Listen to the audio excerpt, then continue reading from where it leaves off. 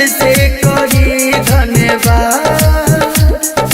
ससुरों में रही है आबाद ये जानम दिल से करी धन्यवाद।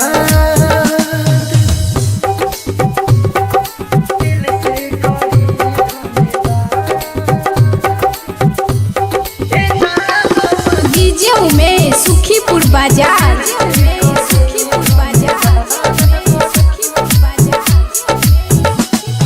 सासों की जरूरत है जैसे, सासों की जरूरत है जैसे, जिंदगी के लिए बस एक सनम चाहिए। आशिकी के लिए दिल तोड़ला खातिर धन्यवाद।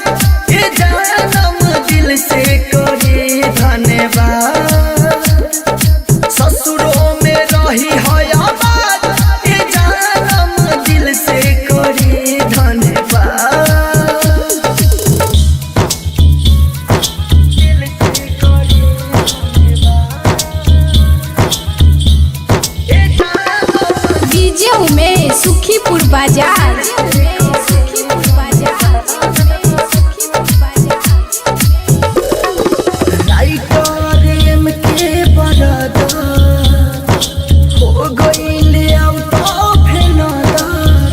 गाना लिखला के बाद अभिनंदन बिहारी बलराम भइले बदनाम। दिल तोड़ला खातिर धन